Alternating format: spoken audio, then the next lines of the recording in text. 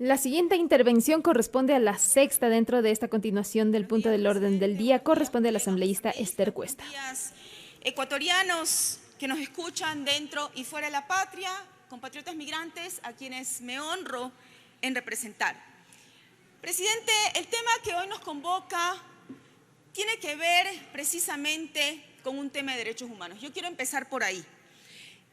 Las personas más vulnerables a ser víctimas de trata de personas y tráfico ilícito de migrantes son efectivamente las personas que se encuentran en mayor vulnerabilidad, en pobreza extrema, niños que se encuentran en mendicidad. ¿Quiénes de ustedes vinieron hoy a la asamblea y vieron un niño mendigando en la calle? Todos los días en este país vemos niños en mendicidad en las calles. Y claro, los niños, los que tenemos las cifras oficiales, que son más de 3 millones de niños en situación de pobreza, que cuando sabemos que cerca de la mitad de la población vive en pobreza o pobreza extrema, cuando 7 de cada 10 ecuatorianos no tiene un empleo o no tiene un empleo adecuado, cuando más de 3.000 niños, según datos del MIES, que seguramente son más, se encuentran en situación de mendicidad. La situación del niño ecuatoriano, que hemos visto recientemente en las noticias, un niño de 7 años abandonado en la frontera de México, Estados Unidos, que la Cancillería nos dice que está en óptimas condiciones, nos refleja de lo que estamos tratando el día de hoy. Niños que se encuentran en situación de vulnerabilidad, víctimas de trata y de tráfico ilícito de migrantes. Y ese es el niño que conocieron las autoridades de Estados Unidos y autoridades ecuatorianas. Pero lo que no sabemos es qué pasó con más de los 13.000 ecuatorianos que fueron deportados recientemente en este año, y de los cuales 3.000, es decir, cerca de un 23%, de los cuales 3.000 niños fueron encontrados por las autoridades migratorias en Estados Unidos y fueron deportados también, que se encuentran en estos centros, albergues que los llaman, en situaciones que realmente no conocen los ecuatorianos ni las autoridades ecuatorianas.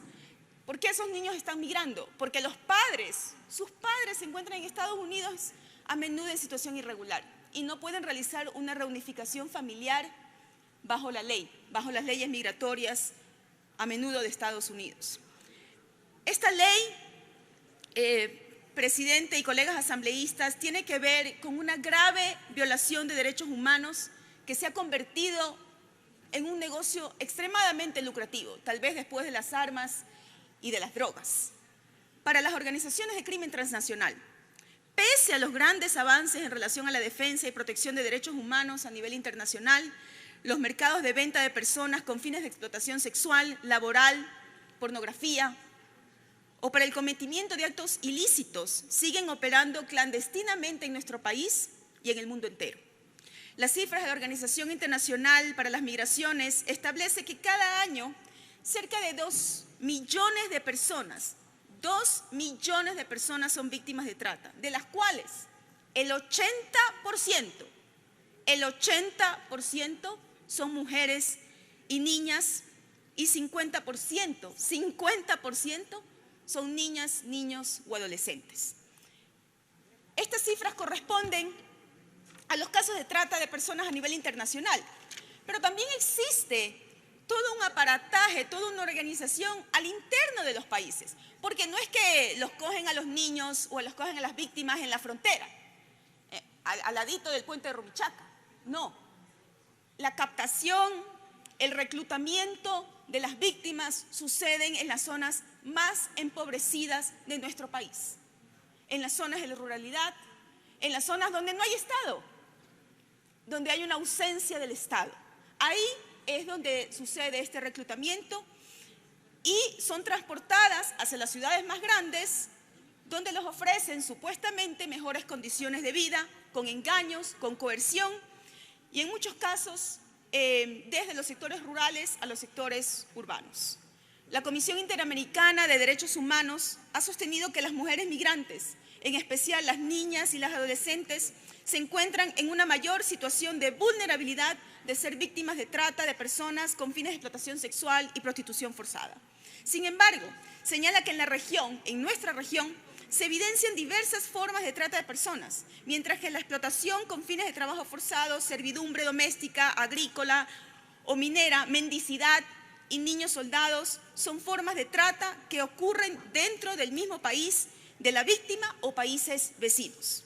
La explotación sexual turística, la producción de pornografía infantil, adopciones ilegales, la venta de órganos, tienen una dimensión transnacional y transcontinental que no podemos descuidar.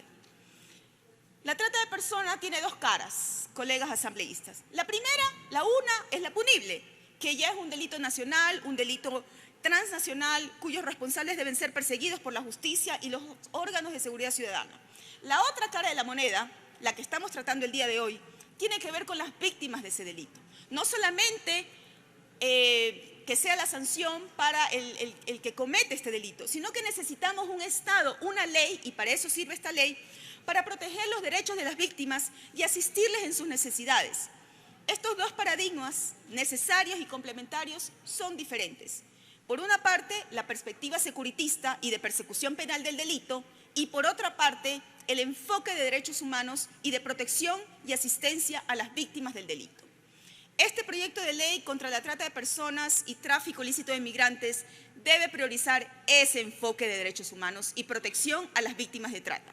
Porque para la persecución del delito ya tenemos al COIP, la Fiscalía, lo que queda de la Administración de Justicia, la Policía Nacional y otras instancias. Pero para la protección y asistencia a las víctimas se requiere esta ley y se requiere de las entidades responsables de los derechos humanos, no de seguridad ciudadana, para la inclusión económica, social, educación, salud, entre otras. El 31 de agosto del presente año presenté mis observaciones al informe para segundo debate del proyecto de ley orgánica de trata de personas y tráfico ilícito de migrantes.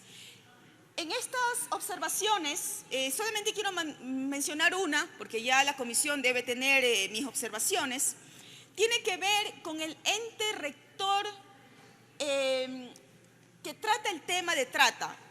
¿Qué dice la Corte Interamericana de Derechos Humanos sobre este tema? Destaca que el deber de prevención incluye todas aquellas medidas de carácter jurídico, político, administrativo y cultural que promuevan la salvaguarda de los derechos humanos.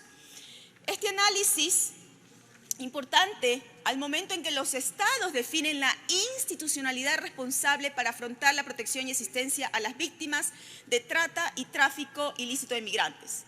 Porque se trata efectivamente, como lo dije al inicio, de un asunto de derechos humanos principalmente. Y en segundo lugar, porque la perspectiva punitiva y securitista es complementaria y parte del enfoque. Pero en el informe presentado por la comisión, ¿a quiénes pone en el artículo 6 la rectoría y desarrollo de la política pública en materia de trata de personas y tráfico ilícito de migrantes? Dice que la rectoría estará a cargo del ente rector en materia de seguridad ciudadana y orden pública. Esto no tiene sentido, con todo el respeto a los miembros de la comisión.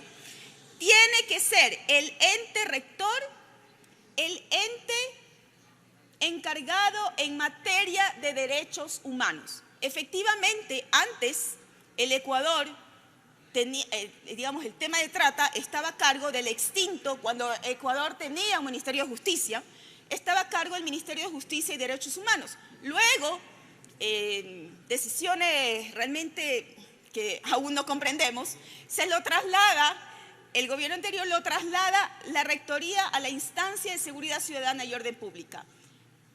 Esto es un tema de derechos humanos. El ente encargado de derechos humanos es el que tiene que manejar el desarrollo de política pública en materia de trata de personas. Por lo tanto, sugiero que el ente rector en materia de derechos humanos tenga la coordinación con las instituciones del Comité Interinstitucional para las Políticas Públicas para la Prevención, Investigación, Protección Integral y Asistencia. Eso no va a ser el ente encargado de seguridad ciudadana y orden público, por Dios. Tiene que ser el ente encargado en materia de derechos humanos que pueda realizar el desarrollo de política pública para la asistencia a las víctimas de conformidad con la presente ley. Así que sugiero, presidente, a la comisión que se revise el artículo 5 el artículo que habla sobre el ente encargado de la Rectoría, que es el artículo 6, que se lo traslade al Ministerio, bueno, en ese sentido, al ente rector en materia de derechos humanos. Esa es mi principal observación y ya el resto pues las he remitido a la comisión. Gracias, presidente.